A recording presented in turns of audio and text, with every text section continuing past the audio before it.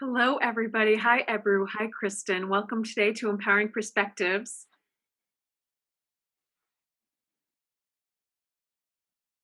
Hello. Hi, good morning. How are you guys today? Hi, good Good. morning. Good. Hi, everyone. Good morning. Hi, Reza. All right, we've got people slowly pouring in, Nice. trickling in for right now. This is going to be great.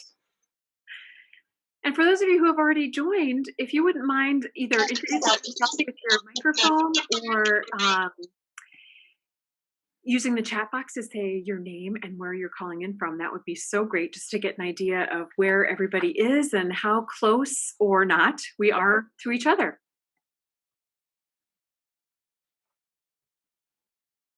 Is anybody willing to take the first go? Ebru, go. Where are you calling in from? I already know, but I'm going to make you say it to everybody else. Yes, sir. I just wrote it in the chat box, but I'm calling in from Tokyo. Great. Thank you. Sorry, I didn't pull up my chat box. No problem. And Puyan also from Tokyo. And we've got more people coming in, which is perfect. Hi, Laura. This is Mary Hi. Tess calling from Manila. Thank you. Wonderful. And Julia also in Manila. Do you guys know each other? Julia Cope, Maria Teresa? Maybe. Not sure. Oh, good. Okay, connection made. Okay. Well, also, while we are waiting just for a couple minutes for people to come in, because it always takes a couple minutes for connections and stuff. If you have watched, I hope you have already watched the wonderful recording that we did with Reza earlier this month. And if you have any specific questions that you want to be sure that we answer during the session, please either let us know now or type it into the chat box so that we can be sure to hit your questions. If not, of course, I've got some questions to start things off. Oh, we've got a long one here. Nakazi. Wow. Reza, can you read that in the chat box? Okay. You don't have to read it out loud, but I wanted to make sure that it's, unless you would like to, or go ahead and please. It's all good. It's Okay. a comment to everyone, so I'm sure everybody can see it. Reza, in your preview interview, you mentioned bridging capital and how one can obtain this through auditing one's relationships and finding those people that can help you grow through participating in online conversation by networking on Reddit, Quora, and other social media platforms. What are some other methods to obtain bridging capital, especially if one has moved to a new location, travels extensively for work, or has been served from a role? Okay. By the way, I was traveling last year and I was in Tokyo. I love that city, and I saw they have put a budget to help tourism come back to Japan. So I would love to go back this summer, just using that as an excuse. And to answer your question, I think when you travel, automatically you are forming bridging capital because everybody you're meeting, they don't have any mutual connections with you, most likely. So automatically you are exposed to new circles, and meeting those new people, whether you're meeting them out doing activities or you're meeting them online by chance. I think social media, when you put yourself out there, when you put videos, content, jump in conversations, find conversations that you can add value to them, jump in there. All of those will allow you to form those bridging capitals. The trick is, how do you make that bridging capital into a bonding capital? Because you want to get closer to those circles. You don't want to be just the acquaintance of those circles. You want to slowly build on that. I hope that answers the question. That was awesome. And Nakazi, you have just really helped us jump right in to the deep materials for today. I'm going to take 1 minute, just really quickly, for those of you who are new to our community or who are listening to this recording, which, by the way, I'll remind everybody, we're being recorded. So if you don't want your beautiful video to show, please go ahead and turn it off. but of course, we'd love to see your face if you are so willing. So this is Empowering Perspectives, which is in fact a community designed to connect people to one another. And so wonderful, even that we have two people, multiple people from same cities that are calling in and haven't met each other yet and are now being able to do so through this online meeting. We're going to take the time really quickly to reintroduce Reza.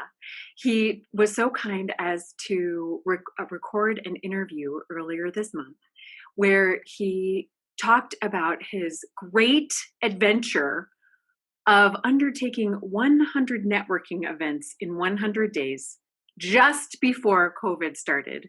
So we got to talk a little bit about that and how wonderful that was, and then how it helped him learn about the concept of social capital and how we could both measure it or evaluate it and expand it. So let's go from those the baseline. Reza, if you could just kind of quickly sum up your experience with your 100 networking events in 100 days. Why did you do that? How did you pick your events? And what did you learn from it? And then we can talk about social capital, the bridging, the bonding, and how we can understand both of those and go from there.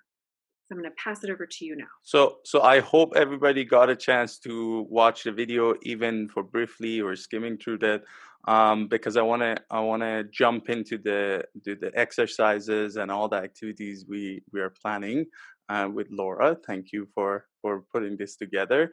For the if just to recap on the video, I'm the founder of OVU Inc. It's a smart business card, and I decided to go attend 100 networking events in 100 days just to understand what's happening when somebody is actually handing out one of these paper cards. I get them every day.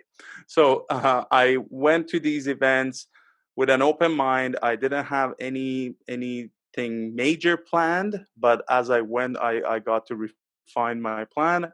I wanted to understand what's happening out there, and also I didn't feel like I had a big network in Vancouver. Even though I've been here for 12 years, I know a lot of friends from university. I know a lot of family and acquaintances, but in the business world, especially in startup, I felt like I'm new in town. I didn't know that many people, so I started going to these events, and I held myself accountable because I wanted to go every day and I wanted to share the experience on social media.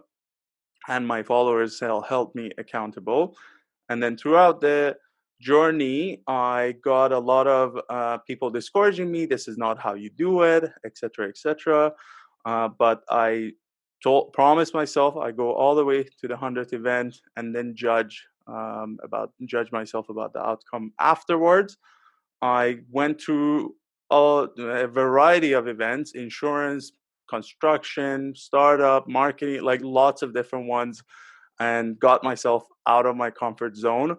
Although I tried to have a priority over startup, then marketing, which is my passion, and then small businesses, because that is related to my product. I got to understand my customer firsthand and talk to them and refine my product. All that was amazing. But then I realized subconsciously I get drawn to my strength, which is talking to people and connecting with them.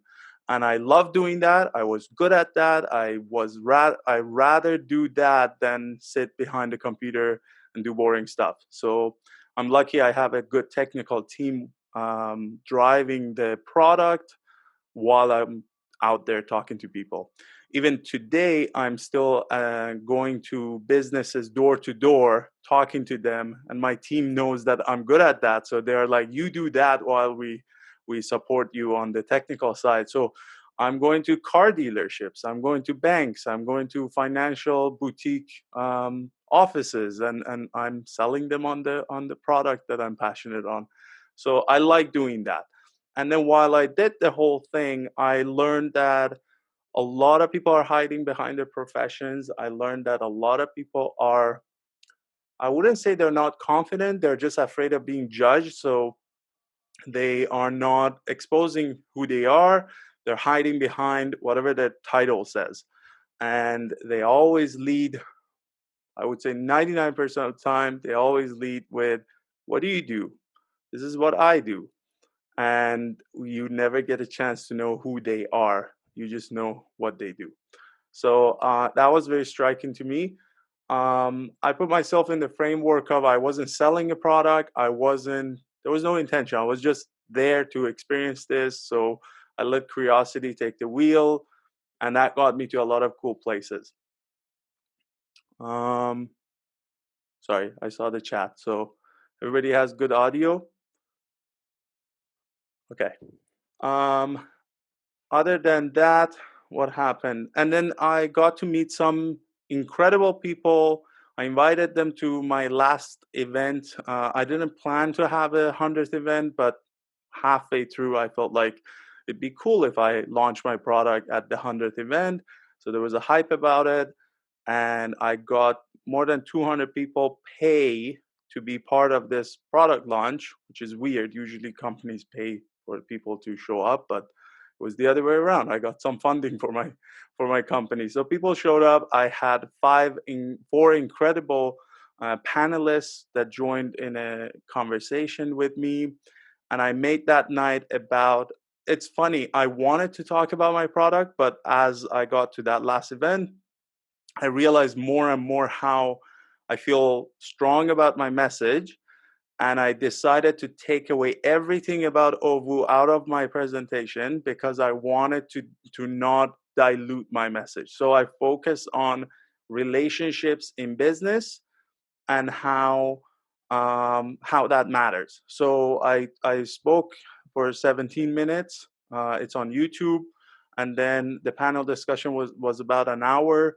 I talked to these successful startup founders and entrepreneurs, but I did not ask them about their business. I asked them about their relationships in their business, from outside of their business and within, and I tried to dig deep in there. And fast forward, I started a podcast. I got invited to different podcasts, and one of the guests on the podcast told me, "What you're talking about, Reza, is social capital." And I was like, wow, I didn't know that. So I went online and Googled it, and I ordered 5 different books on social capital. And I read, there's a book called Social Capital 2.0. I posted on LinkedIn. I'm reading this book. It's so super cool. And the author commented underneath. He's a professor in the University of New Hampshire. I contacted him.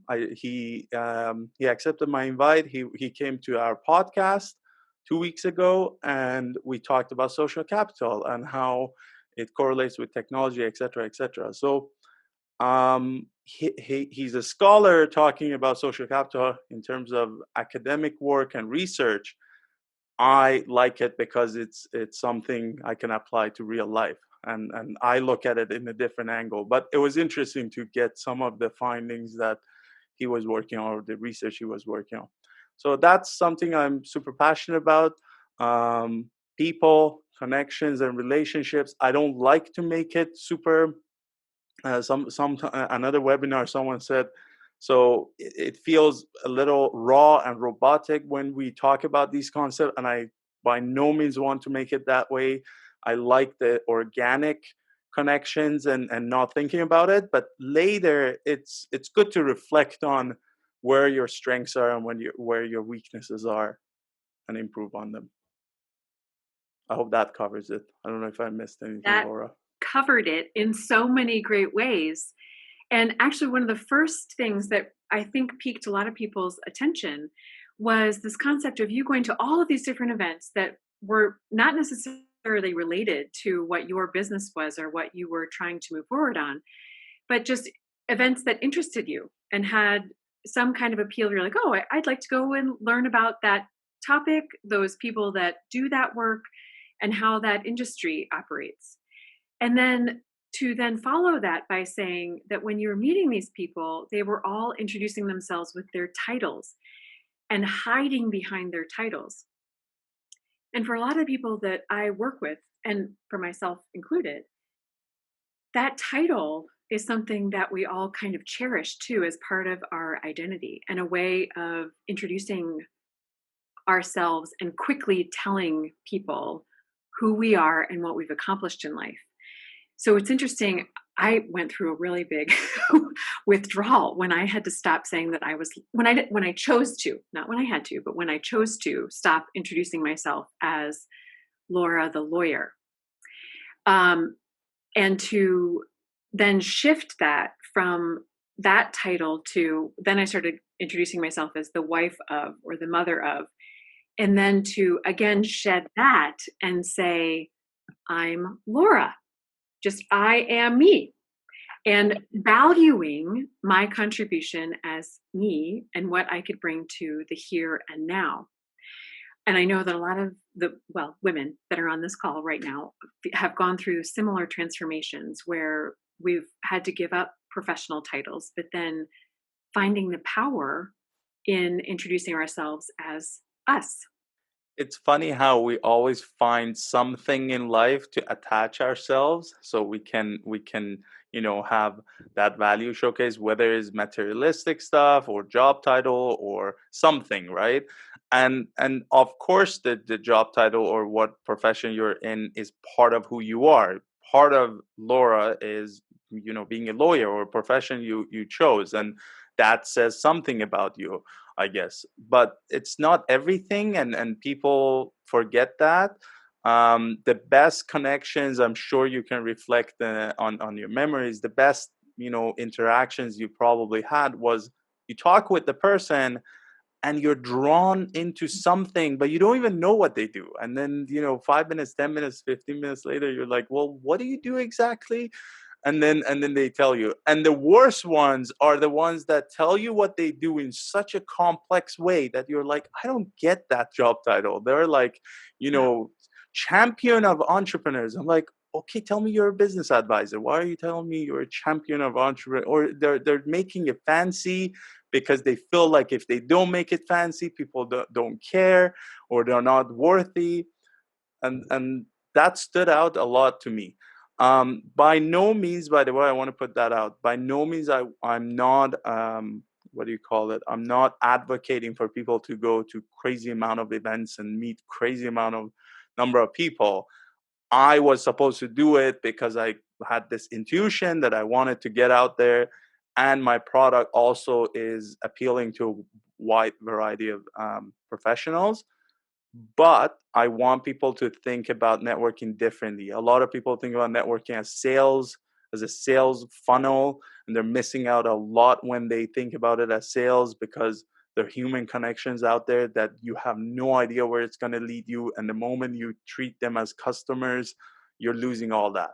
So just wanted to put that out there. No, that's so true. And really focusing on the people and their personal stories, how they came to that event, how they came to where they are now, how they came to that place, um, and getting past that superficial title into the core of their being.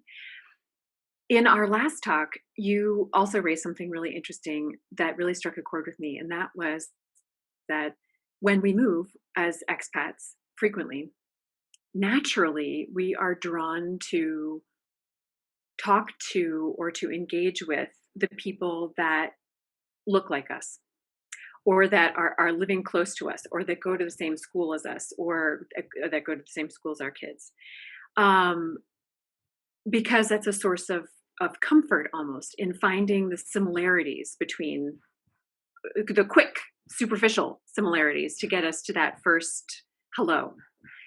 And you've got a great conversation or question here too from, I'm going to mispronounce your name, Suhan, about depth of conversation and how you go from that initial superficial attraction or not knowing about a person or an industry to getting to that personal level of a conversation. Do you want to take us there?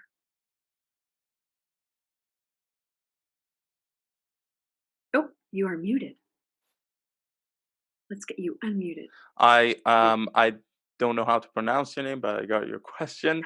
Um, I've been there, and when you're going to different industries, um, instead of deep conversations, you are kind of opening that perspective. You know how in online you like certain videos and you keep seeing those videos as suggested, and you get into this bubble. If you, let's say, in terms of politicians, if you like blue, you just keep hearing blue type of mindsets. If you like red, and then everybody's approving that, and then you get into this bubble. Going to different industries is like that. You get out of that bubble, you get to see how other people think, how other people in their industries are doing certain things. And there are similarities. If you are, let's say, lead generating for your service-based business, you're a lawyer, but you go out there and meet marketers, they're doing the same thing, it's just for a different service. So you kind of understand how do you go about finding your customers, and there are certain types there. But also there's benefit in going to conversations or industries that so you can add value there. So I would highly recommend, for example, when I went to construction event, I was a listener. I had nothing to learn, so I was like, I'm here to learn from you guys. And I listened a lot. I talked to people and I was curious. I asked questions. I went to a marketing event. I was talking a lot because I understood marketing. I added value. I jumped in conversations. Oh, you're talking about Instagram. Let me tell you the latest algorithm change because I heard about it 2 days ago and they liked it. And then I could share. So I think there's a danger when you are in the bubble and you never cross it or go out. I agree with you too that actually for me, I find it easier to go to events where I have no idea what is going on or what the topic is about, so that it's easier for me to go in with a curious mind and have lots of questions. Whereas if I were to go to an event talking about expat employment, for example, I'd be more tempted to talk instead of to listen. And while I would have value to add in certain circumstances, I learn so much more from the situations where I don't know anyone and where I don't know the main topic as well than the events where I feel most comfortable. That Um, discomfort almost pushes me more. I want to ask Abru to ask your question, like unmute yourself and ask question, because people are typing and then they're listening, and it might be more efficient if you just raise hand and ask me questions. Sure. So my question is, especially during these networking events, some people I feel like are there solely for picking business cards and introducing themselves to as many useful contacts as possible. So do you actually spend the time to go through that with these people, like go beyond that identity constraint? Or do you say, okay, this person is not for me, I'm going to direct my time and energy on somebody else? Or like, do you have any tips? Because most of the time, the first thing they ask you is what's your job title, and Of that's course. how they introduce themselves.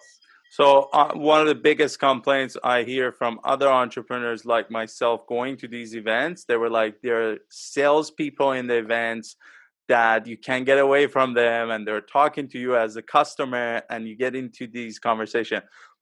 Number one, I would say when you're going to an in-person event, you're accepting that you're taking quality over quantity. So that's part of the game. You get stuck into these conversations and you can't really filter them out.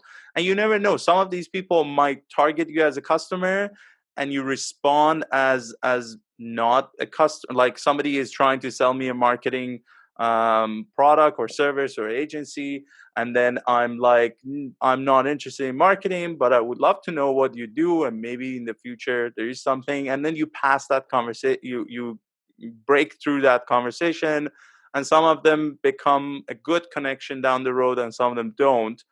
But you can't really have this whole idea of filtering it and numbers game. If you want efficiency, online is your place. You go search for hashtags or conversations. You really find the ones that you think something's happening. So, for example, you can go on Instagram if that's your business. You can go on Instagram. You find a hashtag that relates to you. You find a post that is your niche, and then you go in the conversation. You read them. You reply to them and try to bring them value. That way, you're way more efficient than in-person connection. But in-person events, you are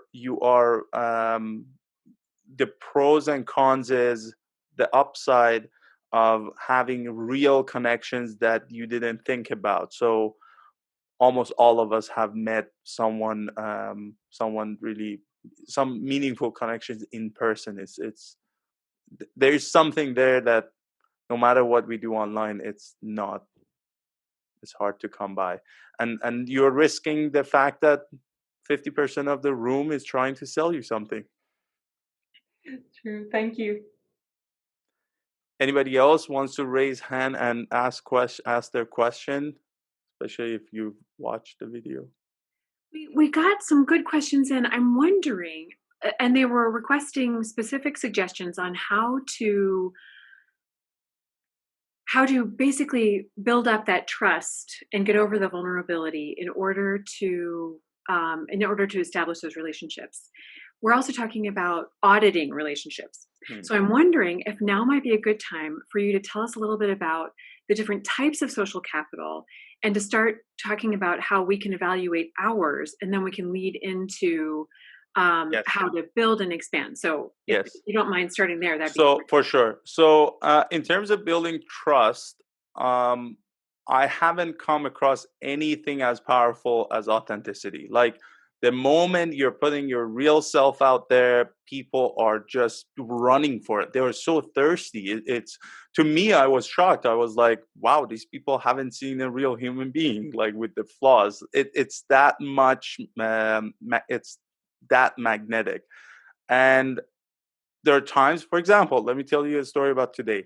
I go to a dealership today. My business card is quite popular with salespeople, especially the ones on the floor, and they're handing out a lot of business cards. So I found a niche in dealerships. I go to one that is a large one. They have Lamborghini Vancouver, they have McLaren, they have Porsche. Like the owner has multiple dealerships, and I demo it to the owner, and I'm like, "Hey, I've got this product. I want to show it to you."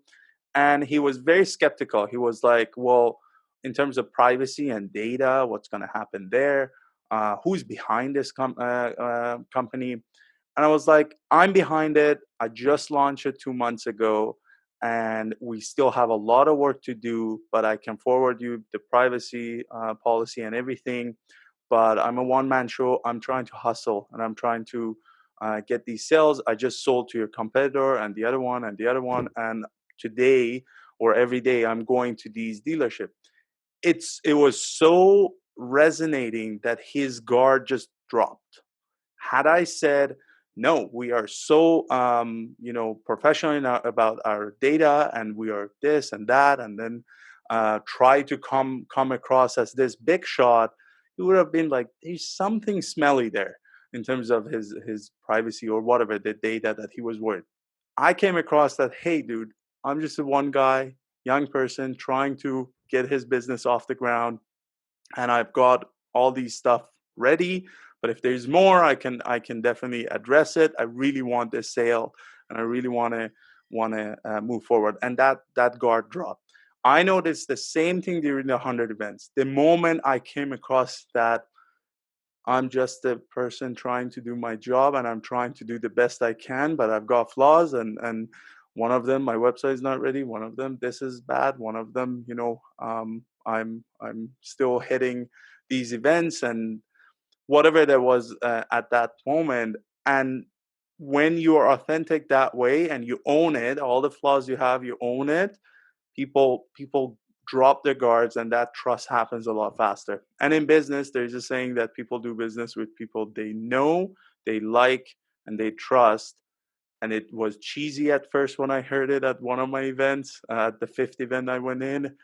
at the 95th event, I was like, how true that is. That's crazy how um, people, it's not doing favors. It's just when somebody's filling a job with someone they know and not the applicants that apply through the application, it's not because they're doing favors, it's because that person, they know them, they like them, and they trust them. And there's 65% of jobs in North America that being filled like that without a job application. So just wanted to put that out there. And Laura, you were asking about bridging and bonding, right? Yes. Okay, moving on to bridging and bonding capital. When I was studying about social capital, I learned that we've got these two different types of capital or relationships. One is bonding, which are typically the people that are more like us, and usually there is a lot of interconnections between those people. For example, your family, your close friends. These are your support groups. They like as an Iranian who came to Vancouver, I quickly found all the Iranian communities. North Vancouver is known for that. All those people are my bonding capital. And then you've got bridging capital, are people who bridge the gap between your circle and the other circles that you don't know of them. And those people get you introduced to those circles. While bonding capitals are supportive, the bridging ones are the one actually helping you grow and get you introduced to these new opportunities. And I've got an exercise for you guys today. I think that's the best way to explain bonding and bridging. And in terms of social capital, in a nutshell, if I want to go over it, there are there are multiple capitals. Mainly, there are three types of capital. Number one is financial capital, which is all the assets that we own, um, stocks, house, cars. All of those are financial capital. Then we have human capital, which is all the skills and degree you might have. All of those adds to human capital. Um, the the fact that Laura, you are a lawyer, your profession, you studied, you have skills, you have some knowledge, all of those adds to your human capital. And capital is anything that you can trade for money, and there's value to it, and it produces an outcome. Social capital is the combination, in a way, is a combination of all of these capitals within your circle that you have access to. For example, if Laura is a perfect example, she's a lawyer. If I email her and ask for a favor, for example, and she helps me out with something, that is me leveraging that social capital. She gave me some of her human capital. If I ask her to introduce me to someone, that is me leveraging her social capital. So my social capital is my access to all these other capitals within a network, and it's so invisible. And there's actually a book called The Invisible Power of Social Capital, because it's hard to measure it, but it's complex. So either you have a large network or you have a strong relationship with some of them, and those all play a role. There's actually three variables: how many people are in your network, what relation you have with them. So is it eye level, is it boss and employee, is it mentor and mentee, what is the relation within that network, and how interconnected they are. And then thirdly, what is the relationship you have? Can you call them and ask a question 3 a.m. to help you, or do you have to email them and they may respond in a week? That's different. That's different access that you have. And that, in a nutshell, is social capital. I want to allow people to ask their questions. I have some stuff in the chat before we jump into the exercise.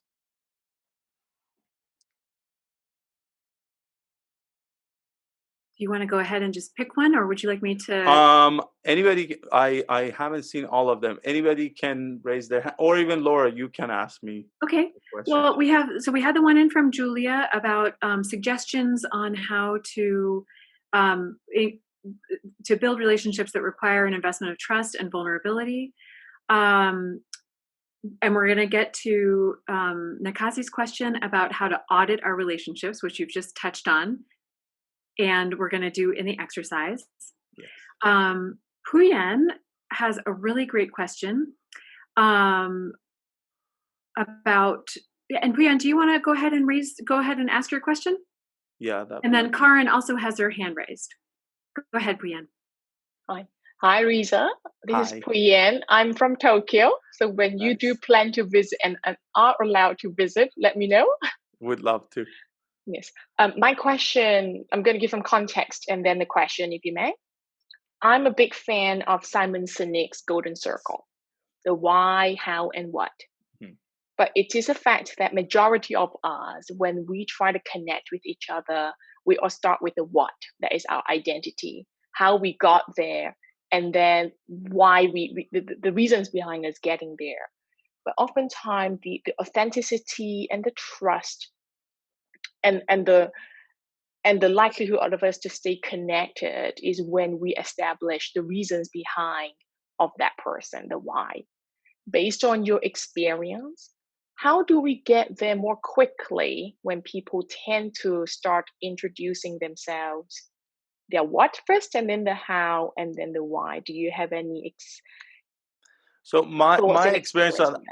so I totally get what you're saying, and it's about, you see, when you connect with the core, like I share my core, my true self, and then you share yours. That's the best connection, but that rarely happens. Most people, they have these outer layers that you can't really get to the core. And my personality came off as I shared the core right from the get-go, and that broke into other people's layers, and people were like dropping their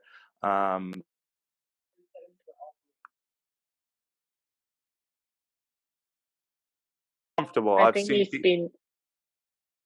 I've seen people who are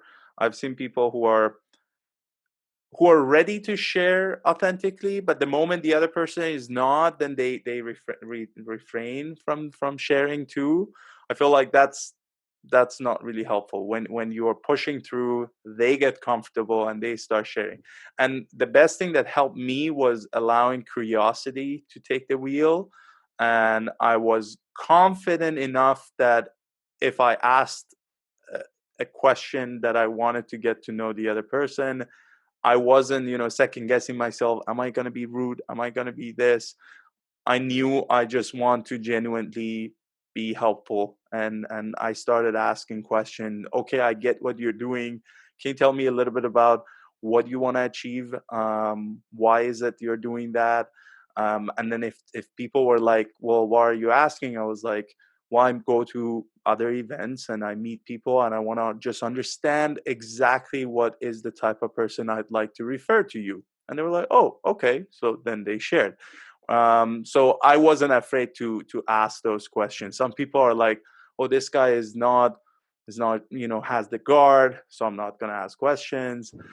Sometimes one person have to take the bullet and be a little bit more confident and more out there, so people get comfortable. I hope that answers the question. I'm not sure, because a lot of times I didn't think about these. I just went out there, and some people responded positively, some didn't, and I didn't care, because I went to a room filled with 50 people, and I was like, if 2 people here are like, yeah, I like this guy Reza and I'm gonna follow him and we're gonna stay in touch, I've done my job. I don't care about the other 48, because you're not going to change yourself to appeal to everybody in the room. So yeah.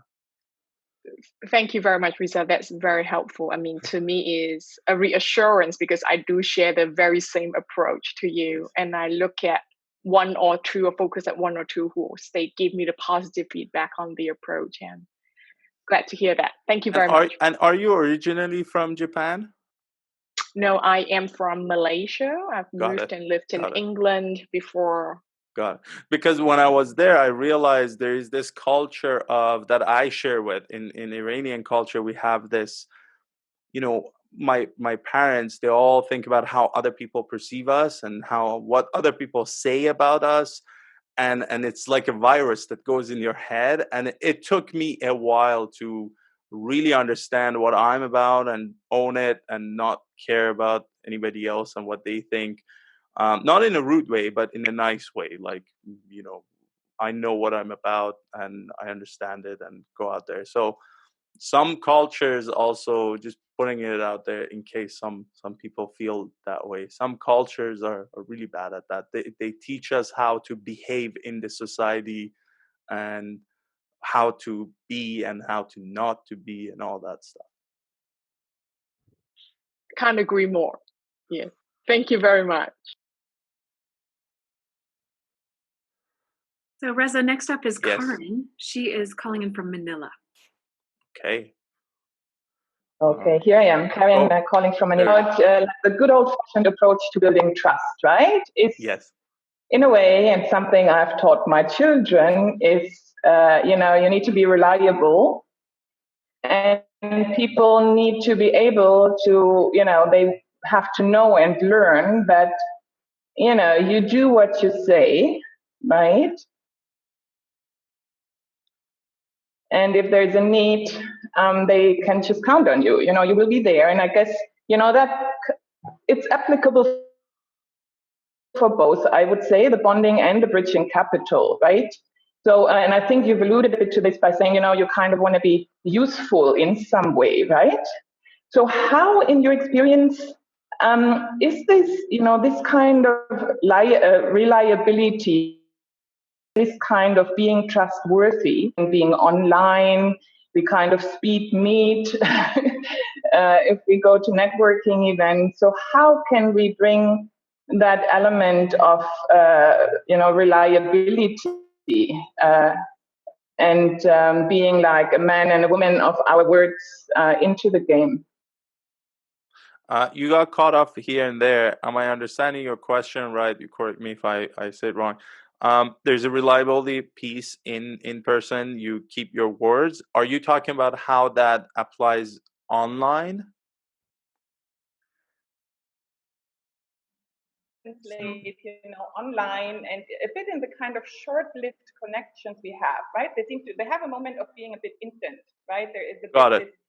Yes, you offer something useful in a chat, or yes, you meet for a talk, maybe 5 minutes or 10 at a networking event, right? It's kind of, they tend to be very short, which often does not allow, for the kind of, Got it. and repeated interactions. So I met a lot of people. I've met a lot of people, and it's so super understandable how we are getting used to these in-person interaction, and we have the persons in front of us, and then we talk back and forth. And I was talking to the guy I told you earlier about, the author of Social Capital 2.0. He was saying how even in research, the live one-on-one conversation, there's this ping pong action. I say something, you react, you say something, I react, and there is a fluidity into it. So we take that for granted, because moving forward from now on, there's more online, and more online. And in online world, attention is much more scarce, and attention is something super valuable. It's like real estate. Attention is something you have to invest, and you have to be worthy of getting it, because otherwise people are, in person, they have no other choice than to listen to you, but online they can just scroll past what you're saying. So to get that attention, it takes a lot. And the best way I would think to build that trust and build that attention and whatnot is to put yourself out there. All of your videos, think about it as your videos, your comments, your posts, your stories, all of that is like a clone of yourself online, like an army of Karen out there working for you. And the moment you expect them to chat with you on a comment and come email you and do a one-on-one, you lost them. They're like, nope, I want to click on your profile. I want to see more before I make my mind. So you've got to make it the way people consume content. You have to have a lot of videos and everything on your profile. So when you're going to these conversations, that little comment leads to a video, then leads to a larger video, then leads to a one-on-one email. You have to earn that one-on-one attention. Nobody online, and that's whether it's sad or not, that's just the way it is. Nobody online gives you that 30-minute, 20-minute, 15-minute unless they see some more of you online. And a lot of people are comfortable in the offline world, and when it comes to online, they expect the person to come on a Zoom call so they can have that one-on-one that they're comfortable. But the person on the other end is like, I've got hundreds of other options and I'm not going to pick one until I go on and see more content about this person. So building a digital presence of yourself, I think about it as cloning myself and putting it out there, because it's accessible. Instead of me saying this stuff over and over on the phone, I say it once and the video is out there, and hundreds of people can watch it at the same time. That I think is super important. I hope that answers, and it builds trust. You know how 30 years ago, not having a website, not having any digital content, it was okay. Today, or 10 years ago or 20 years ago, people weren't doing businesses if you didn't have a website. Even a barber shop has a website. Even anybody has a website. Today, you have to have a website, email, Instagram, Facebook, YouTube. You have to be active on them and have all of them before people even take you seriously. You're not a business if you're not on Instagram. Like, people are not buying from a brand that is not online. No matter how much they try, they're like, I don't trust. And it's a trust factor. I don't trust this brand if they're not socially present and if I don't see reviews. For example, if I go to somebody's website and I see all these amazing testimonials, I want to see their comments in Instagram. Is it aligned with the same thing? If I see comments on Instagram that says this brand is amazing, I trust them. If I see their website and it says we are amazing, I don't trust them. It's just like that. Well, and I would also add to that too. If you're not a business, if you're an individual trying to make a connection, to ask a question, to learn more about a position, something like that, knowing someone who is one step closer to get that connection made is also a way to get there. Is that accurate, Reza? Yeah? Absolutely. Okay. So if you don't mind, let's launch into that exercise to make sure we give everybody enough time to evaluate their current social capital. And then we can come back and talk about how to expand it. Yes.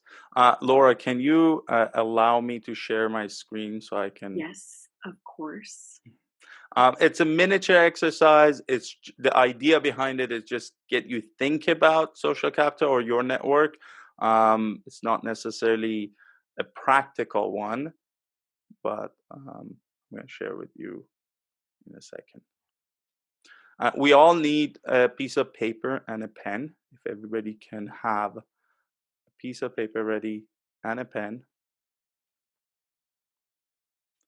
And do you have access now? Let's see. Yes. Okay. Okay. So everybody can see my screen. The one that says Reza in the middle. Okay, go ahead and put your name in the center of that piece of paper, and then we're gonna go next. And then write down, I wrote numbers, but you can write names. The last 10 people that you talked to. And I'm not referring to, a comment on the internet, but the last 10 people that you actually had a conversation with. It could be your mom, your spouse, it could be family, friends, co-workers, anybody. Today, yesterday, this past week, the last 10 people.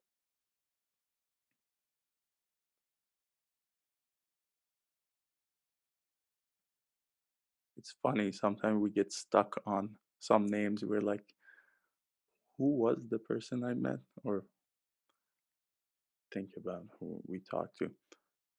So if you're done, should I go next? Okay. Wait a few seconds for some of you to finish. Okay, next, well, draw a line between you and that person, and that line represents you are connected to that person. Then draw lines between whoever that knows each other.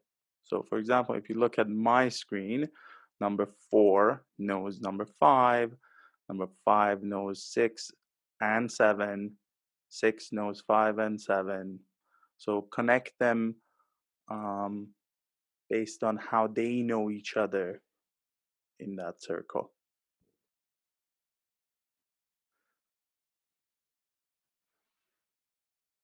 And it's funny, when I did this, I was like, does this person actually know the other person? I was second guessing if they knew each other. So try to connect them as best as you can. And when you're done, just do a little wave so I know.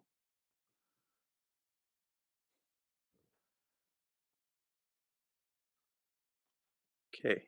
Next up, do a little arrow towards the person if you introduce that person to another one in the circle. Let me show you how it looks. So for example, I introduce 2 to 1. So there's an arrow between me to 2 to 1.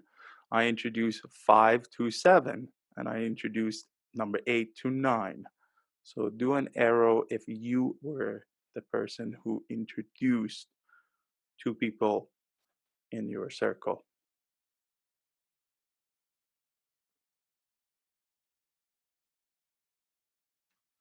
I'm curious to see how your circle looks like. If you are okay to share and your video is on, quickly share how that um, looks like. Okay, okay, let me see.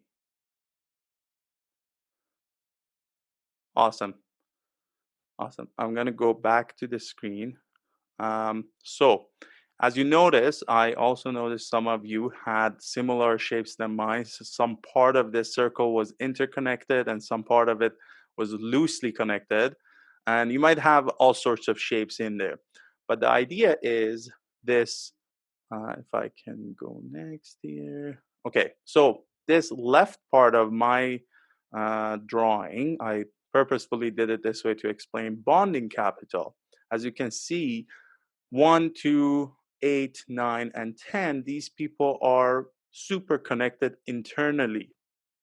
For example, it could be 2 is like, let's say, my spouse, or 1 and 1 could be, family member that the spouse met the family member, and so on and so forth. This is super connected. It's either family or close friends or a super group of friends that hang out quite often, so everybody knows each other. Then you have on the right side, it could be, let's say, 4, 5, 6, 7 could be coworkers. They kind of know each other. Some of them know everybody, some of them don't, but they're kind of, not as tight of friends, but they're out there. And number 3 is the bridging capital we were talking about. That number 3 here gives me the bridge between me and another circle out there. And there is, so they say, this is how I remember it when I read about it. The bonding capital, when you draw it, it's like a net. So when I think about it this way, when you are about to fall and you are in crisis, or you need the support. That net catches you. That's when you emotionally you break down. Your family's there, your close support group, your friends there. You're in crisis with your business, whatever that might be. They're the support group there, that net that catches you when you fall. And the bridging capital is, it helps you grow. It helps you get out of that circle. It helps you meet other people and introduce you to more opportunities. And the bonding capital here, as you can see, they're tightly correlated or tightly connected. They're exposing you to less people because majority of their circle are interconnected with you and the people you know. Whereas number three, if you look at it, the bridging capital or bridging connection, that number three has its own set of circles and people and connections and network that you don't know. So it helps you grow. Well, I find it that we need both of these. And some of us have one of them much stronger than the other. I've seen, my understanding is majority of people have a lot of bonding capital and not much bridging. They get to really have people from their race, people from their childhood friends, people from lots of family, friends, all that stuff, even within their industry, and they get these massive bonding capital, and they're complaining that they are not advancing, they're not getting these opportunities. But believe it or not, there are people who are opposite, who don't have a lot of super, close relationship with, friends and family, but they have all these weak ties, all these, bridging capital. And while they get to know about all these circles and they get to know about all these opportunities, they don't have a real support group when they need them. So you need both of them, and you need to really, you really give back to the system. The other, talking about giving back, the arrows that you are seeing in your circle is your role in the circle. If you don't have any arrow pointing at anybody, you're consuming capital or you're consuming this network. You're just there, and people are introducing you to other people.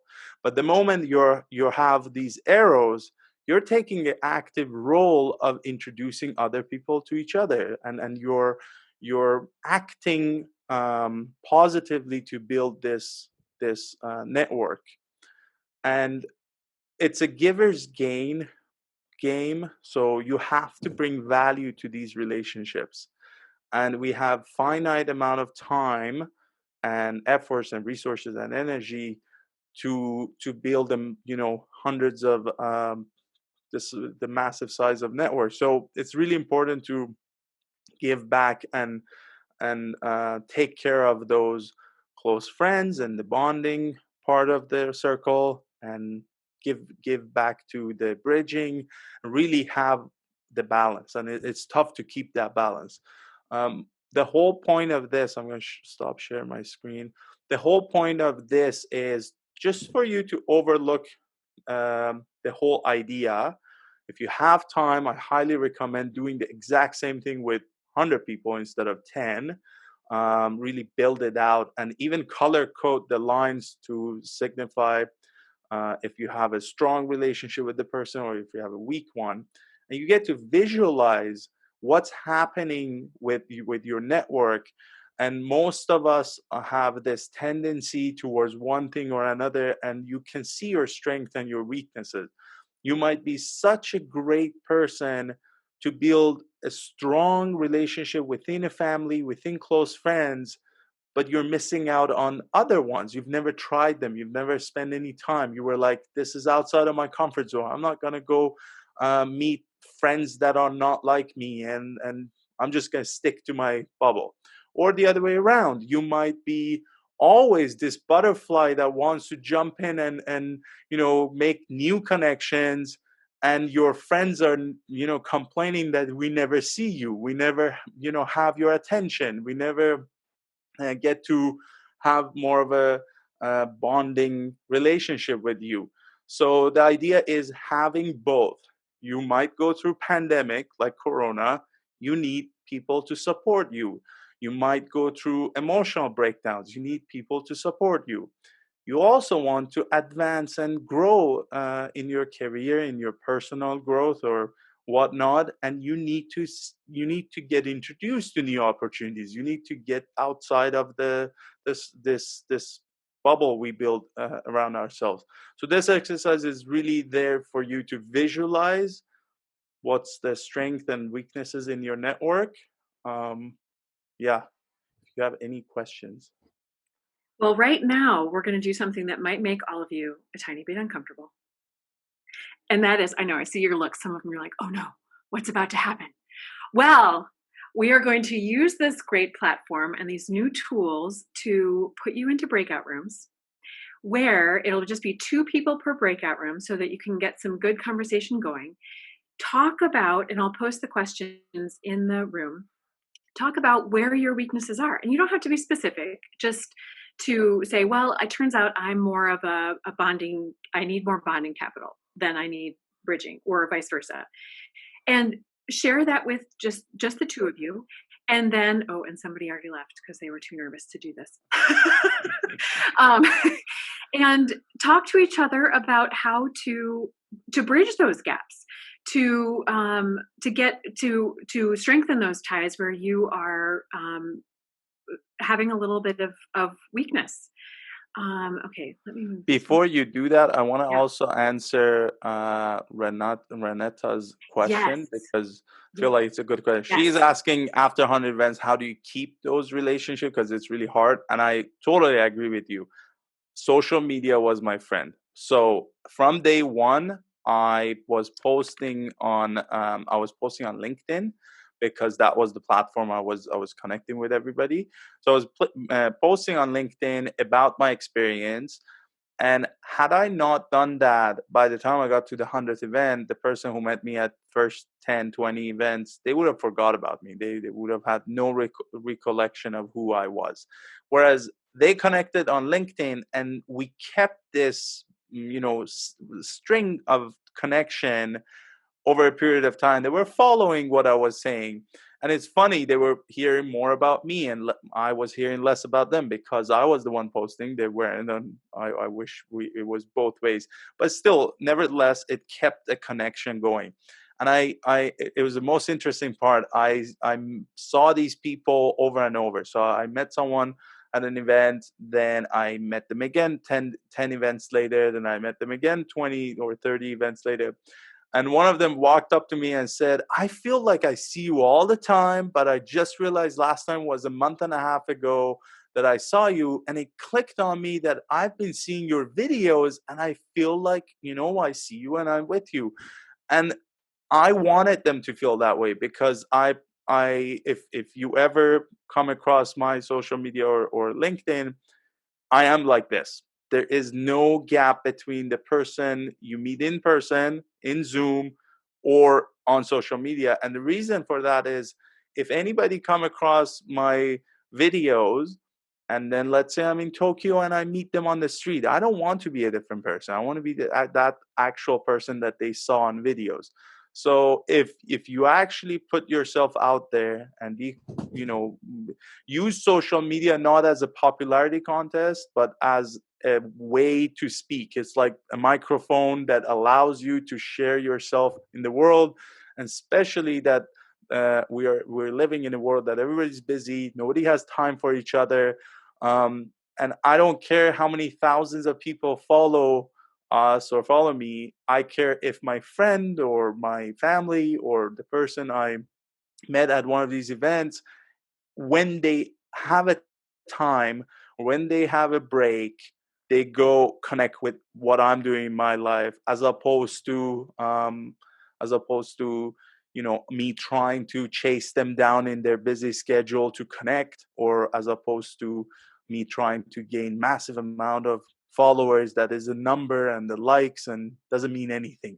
it's super cool when you meet someone and they're like, yeah, I saw your video about that. And it just opens a lot of cool conversations and people feel like they're connected, even though, I mean, I get it. It's a bit uncomfortable how in the digital world, the connection seems superficial and seems it's not like it used to be, but it's the way it's going forward. And unfortunately, that's how we have to adapt. But it's better than nothing, better than being silent and slowly be forgotten in that ecosystem. I'm excited about this exercise you're going to do. Let's jump in the breakout room. And I want everybody to share what you learned from the exercise. If there is a weakness in that circle, or even if you would think, yeah, I wish I had this type of person within my network, or if I had to choose one person to add to my network that I feel like it's missing, it has to be XYZ, whatever that is. And go back and forth, try to see if you can help each other. Yeah, exactly. Try to help each other to figure out where the connections are missing and how to make those connections. And who knows, maybe the person that you are randomly assigned to a room in knows exactly the person that you need to be talking to move you forward on your professional goal. And I'll just do it for 5 minutes, so it won't be too painful. You can make it through 5 minutes with someone that you haven't met before. And we'll come back and then talk about what you guys discovered during that just 5 minutes and go from there. So here we go, clicking it in.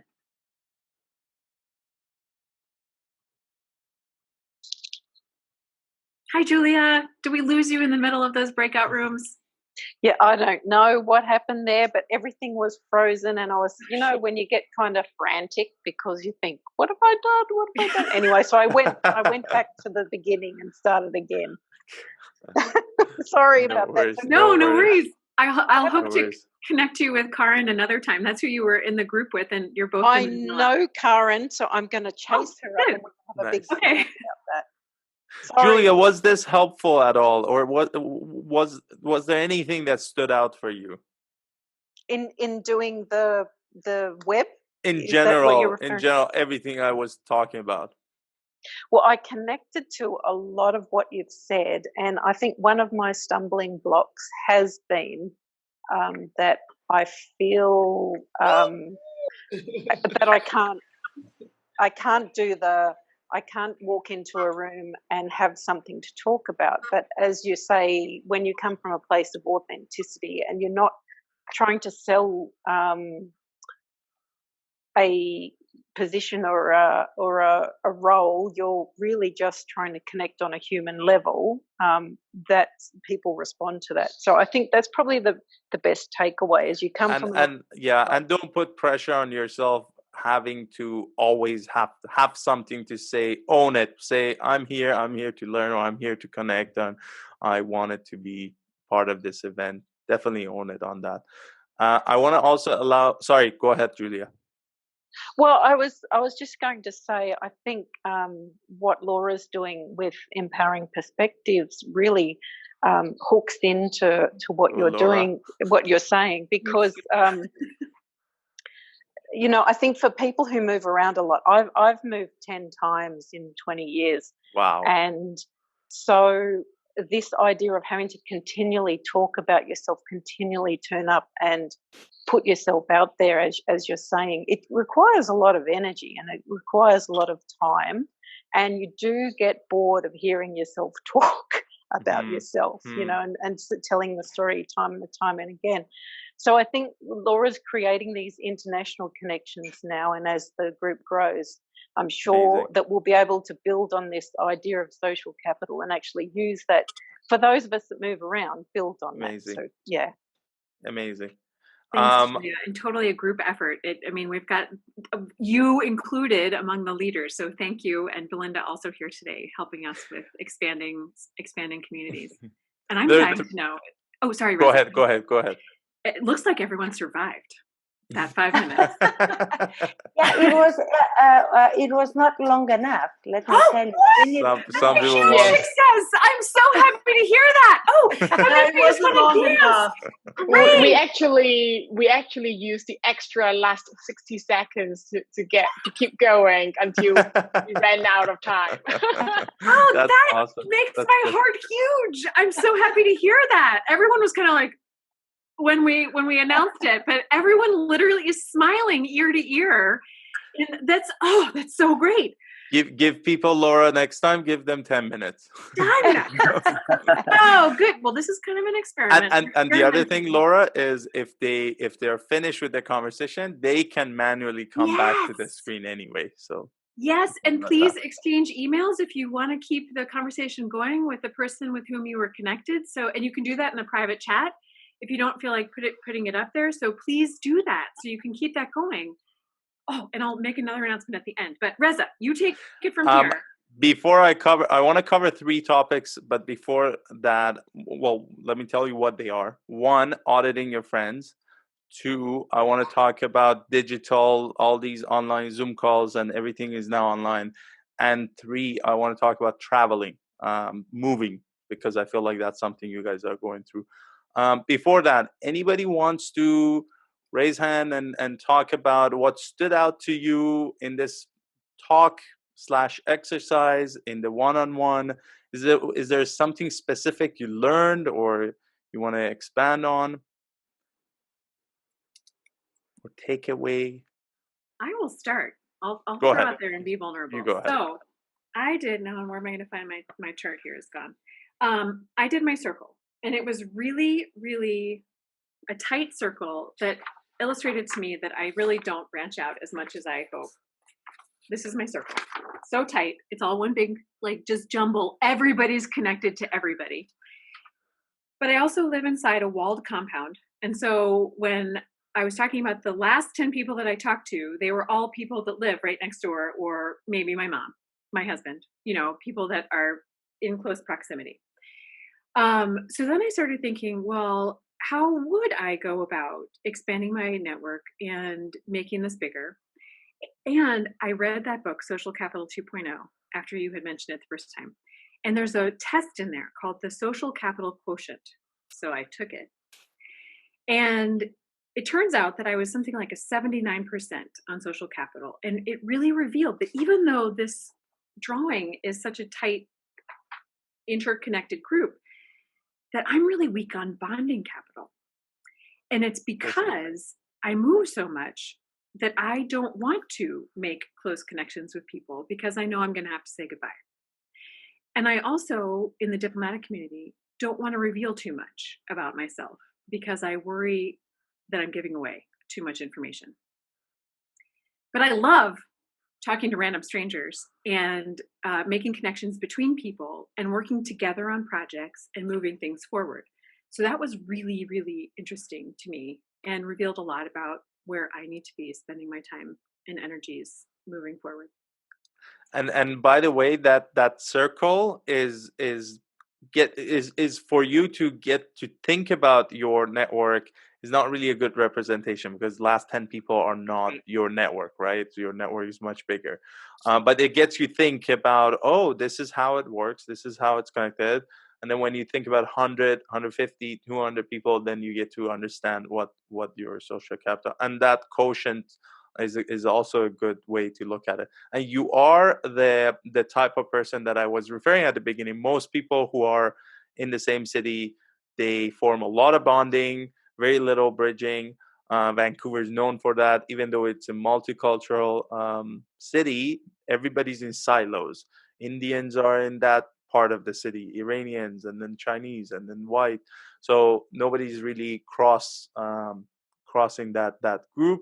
But when you're traveling, I totally understand how you're the opposite. Actually, you're having a lot of new friends, and it's exciting, and it's adrenaline rush. And this new person, I want to get to know them. I want to get to know what they're doing. But then you slowly fade away from your previous circles. Anybody else wants to take on? about Hi. something? Hi. I'll just step in. First of all, I met Kristen in my room and we stayed until we got kicked out. So it was really nice meeting you, Kristen. And our charts look kind of similar, and mine is like this with a lot of arrows, which actually You're active. I suspected that I'm active, but it also shows that I am comfortable with my own people, so I choose to introduce them to each other instead of letting them introduce me to others. So this kind of actually limits my network. I was also suspecting another thing, like because I also move a lot, especially last 7-8 years maybe. I lived in 6 different places, and I now tend to stick with my core network. And these little like satellite individual connections, unfortunately, it's very hard to stay in touch with everybody. And they kind of like get looser and looser.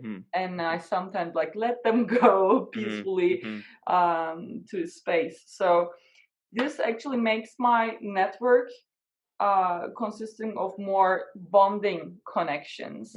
And I think I should let other people introduce me to new connections and build more bridging. I suspect you are bad at asking people to introduce you to someone.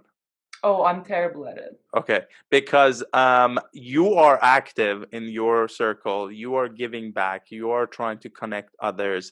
You have to now learn how to get them to do that for you. You can't always be the one connecting everyone. So this is the amazing thing about visualizing your network, because you're either you're not really active, you're just there, and you need to get active, because otherwise people are not going to introduce you to people anymore. Or you're B, they're like you. You're super active, you're giving a lot of value to the rest of the network. Now it's time for you to ask them to not get super comfortable with that and introduce you to their connections as well. I've seen those two type of people. Either you're super comfortable about what do you call it, about I want to give back, I want to help this person, I want to introduce them, whether it's relationship or set them up on a date, or help them with a career opportunity, I want to give. Or the other person is like, I don't want to share my connection, this is my lawyer, I'm not going to allow you to have my lawyer, or these are my new friends, I don't want you to meet them. And they're so protective. Both are bad, because one is not, one is training all their friends to be just using your connections and not really giving back, and the other one is using everybody and not giving back. So gotta keep that balance. Anybody else wants to go for it, or should I start my 3 topics? Okay, I'll go for 3 topics. Number 1, auditing your friends. I think there is this thing on the internet, you can look it up, called Dunbar's number. And it's a guy who was studying about social capital and said, at any given time, we cannot have more than 150 stable relationships. Anything beyond that 150 circle, it goes towards our outer circle, which is acquaintances, or you may know their name, but you don't really have a relationship. And the idea is you have a small circle of 5 people, then 30, then 50, and it just grows. Lots of people came and rejected the idea because of social media and the way you can, communicate with a lot of people at the same time. It allows you to actually cross that boundary and then have a relationship with more people. But regardless of what that number is, it gives us an idea that time is finite. Our attention span is finite. From the morning I wake up and open my eyes, I have limited attention. I can either talk to person A or B. I cannot talk to them at the same time. And that limits the amount of relationships you can have. If you choose to have lots and lots of people in your network, you're giving up the quality of that connection.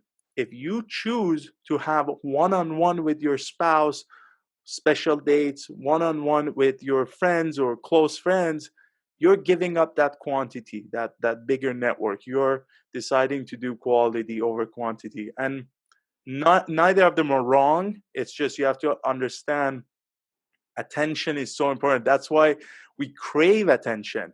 We're telling our spouse or date or friends, give me attention, because that's the golden thing in human society. That's the most important thing. That's the most limited resource, and we cannot buy it in terms of having more time. So time spent with me means time not spent with anybody else in this world, and that's valuable.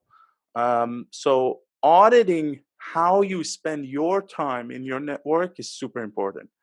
Auditing your friends, auditing your family, every person that is not bringing you value. And I'm not talking about career or money value in terms of emotionally supporting you, emotionally helping you grow, helping you become a better person, helping you go through your career, whatever that is. If they're not, and you're spending a lot of time with them, you are allowing you are taking away the opportunity to spend time with somebody else. So you get wrapped up in that connection, and thinking about how finite that is, and how um what do you call it, the zero sum game. When you're spending time here, you're losing that. So if I choose to go hang out over the weekend with my friends and picnic, or over a picnic, I'm gonna reinforce that relationship with those group of 5, 7, 8 friends, versus I could stay home and create 5 pieces of content and put it on my social media and connect with 500 people. Neither of them are wrong. It's just me choosing to spend that 5 hours to connect with 5 people in a stronger way, in a more uh, stronger tie, or connect with 500 people in a weaker tie. Both have its own positive pros and cons. The 500 people on my social media might allow me to grow my business. The friends may allow me to grow personally, but it's your decision how to audit your friends, and that visualization really helps. Then you really get to know where you are actually getting sucked into, because all of us are getting sucked into one thing or another. Either families taking our majority of time, or friends from uh, childhood friends that now don't really help us, but they're sucking in that time and effort. We are spending that attention somewhere. We just have to audit where it's going. Should we reallocate it? Do we want better relationships here, maybe less here? We have to move people around from inner circle to outer circle, from outer to inner. That's auditing. Definitely got to audit your friends. Number two, online. So this whole idea of you have limited attention span, and as much as you have that limited attention span, other people on the other end have limited attention span, and their attention span are going from picnic and restaurants to online and social media. It's moving. So you might want to go picnic with your friends, but your friends actually want to stay on LinkedIn and social media and YouTube and whatnot. So it's always moving. So the first part that I said about auditing is your attention span. Where is it going? The second part is you adapting to what everybody else doing. You have to be online, and online allows you to go scalable. So in person, I cannot have a stable relationship with more than 50 or 100. I don't know. I've never pushed the boundaries, but it's really difficult it's exhausting to keep in touch with everybody's lives, everybody. So it's really tough. Online, it's easier. It's easier for me to keep in touch with everybody. So that friend, I haven't heard about them for months. Click on their social media. Oh, they're doing XYZ. And it's also easy for them to do the same. Yes, it may be shallow, but again, there's no right or wrong. These online connections, we've seen it happen over and over that it could be strong. It starts shallow, it builds up, especially if the videos are authentic. If I have a professional background and lighting and I have a script and I read from them, of course it's a shallow connection. But how many of us feel like we know someone online that we've been watching over and over, but we've never met them in person? We keep watching Simon Sinek or Gary Vee or whoever these people are, and we're like, we really know that person, even though we've never met them in real life. And going forward, it's going to be less and less these high stars or whatever celebrities or people who are popular. It's going to be more interconnected within each other. I'm going to, let's say I follow Laura on LinkedIn. I see what Laura is doing in 3 months. She sees what I'm doing. It's going to be less. The attention started with digital of all these people who are celebrities. We all get tired of it and we slowly fizzle it out, filter it out, and then we start seeing each other and less popular people, but we actually connect better. So that's something to be mindful. We are moving forward with technology. We're going super fast with it. Everybody's online. Pandemic showed how valuable that is. It makes it easy for everyone to connect, and it's efficient. It's scalable, but you've got to build the digital presence. You have to be present on all these platforms. Be active, put something out there. So if I'm putting out comment or audio or video or whatnot out there, it means I'm talking and I'm present. If I just scroll and watch, I'm silent and nobody notices me. So everybody, you can take an exercise next week. Less scrolling, more saying. Participate in that, because all of those people that you admire, they barely watch anybody else's content. They always produce, whereas we are here sitting scroll, and we are like an invisible ghost to the world. So definitely jump in there and put yourself out there, and lots of cool things happen when you put yourself out there. And number 3, I want to talk about traveling. So I moved from Iran when I was 14 years old to Canada, and I had a very tight group of friends in elementary school and middle school, and we were like about 30 of us that our moms were friends. We went from one elementary school to a high school, so we grew up together, all of us. And it was during the times of sanctions in Iran, so naturally within 5 years, majority of that 30 people spread around the world. Some of them went to Germany, another went to LA, 2 of them in Vancouver, 4 of them in Toronto. It's like it got spread around. But thanks to social media and our phones, I got a chance to connect and stay connected with them. I noticed I was kind of the only one that kept in touch with everybody in that group, and some of them it faded out, but majority of them I call them at least once a month or once every 2 months just to keep it up. And I felt like, and when I was talking to these people, a lot of them, they just let go. They were like, oh, I'm in a new city, I'm gonna go make new friends, and it doesn't help for me to spend time with someone that is not in the same city with me. But they lost those connections, and they felt awkward after 2 years calling somebody that you haven't talked to, and everybody forgot each other. I made this habit of, I don't know where I learned it from, maybe my parents, maybe it came to me naturally, but I just wanted to keep in touch. So I called the people I knew from Toronto or Germany or still those in Iran, and I just said hello, like literally 5-10 minutes. I said, hey, I just wanted to see how you're doing. And either they got back to me.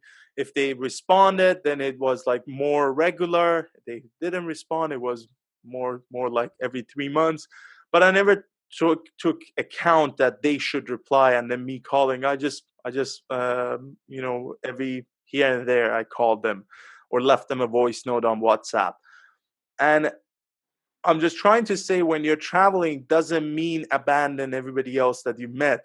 It's not like go from 0 to 20 and then go to 0 and then go to 30 and then go 0 and go to, like, you don't have to keep building from scratch.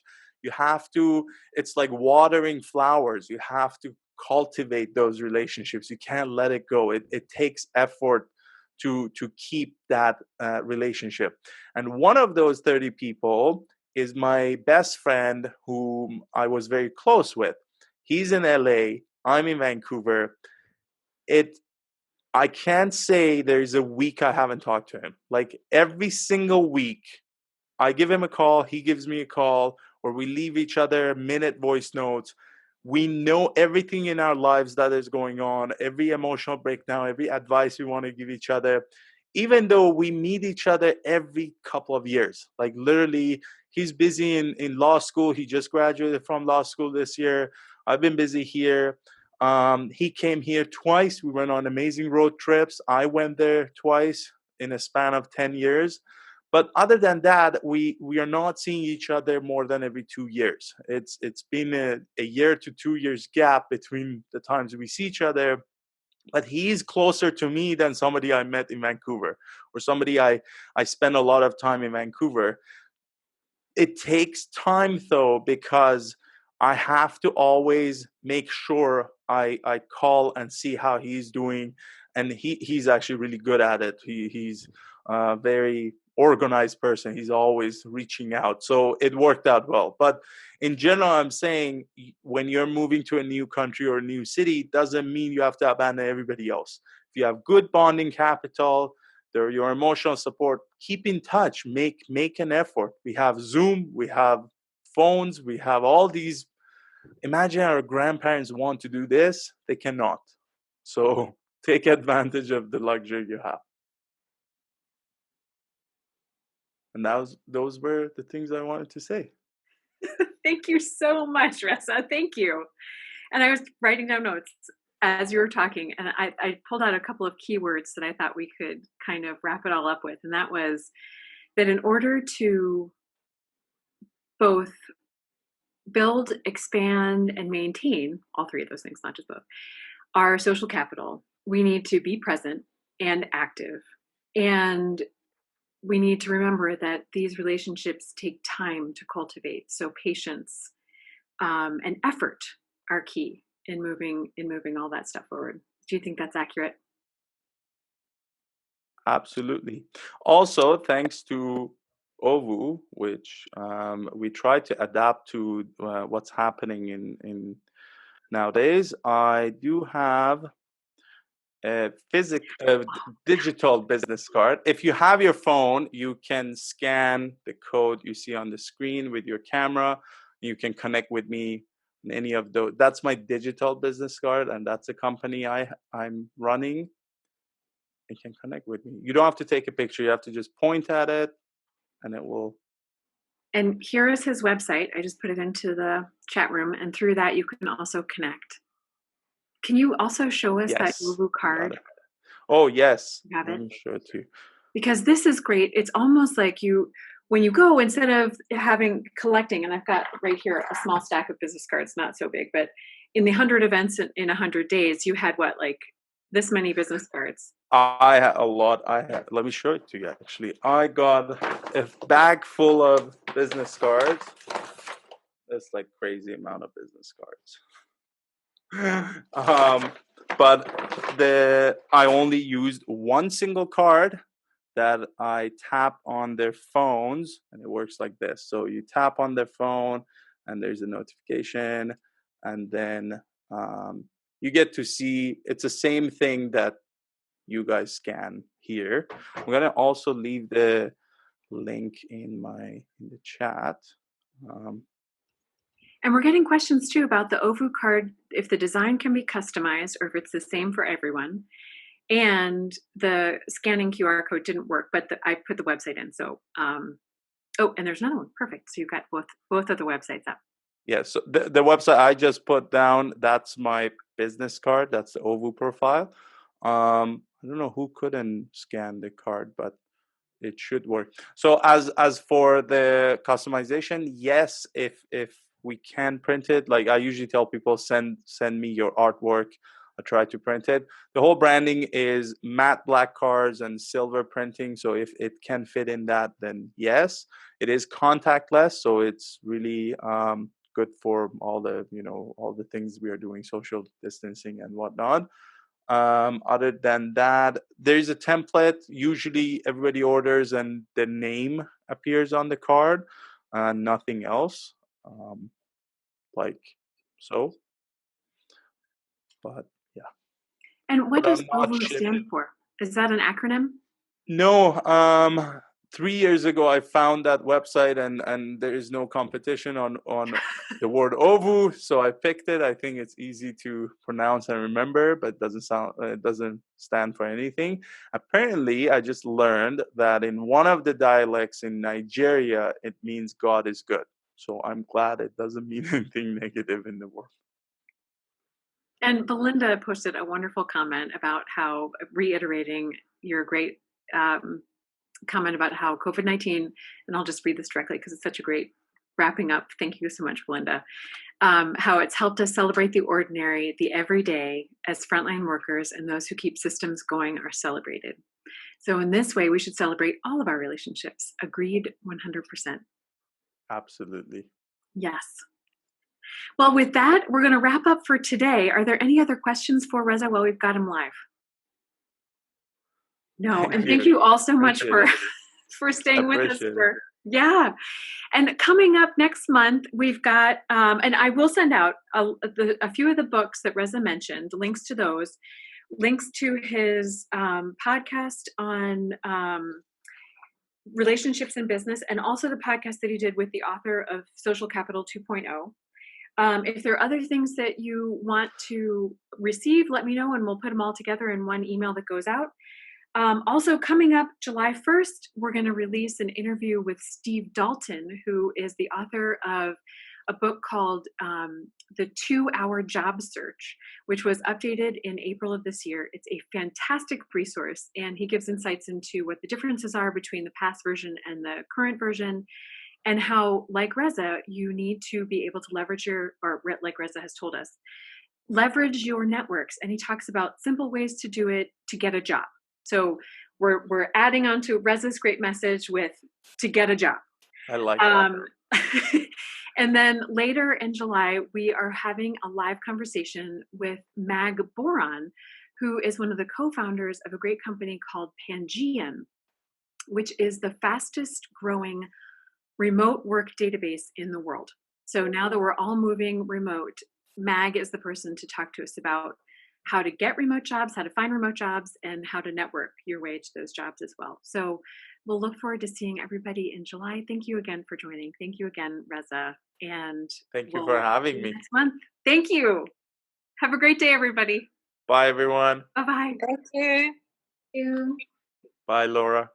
Bye, Reza. Thank you.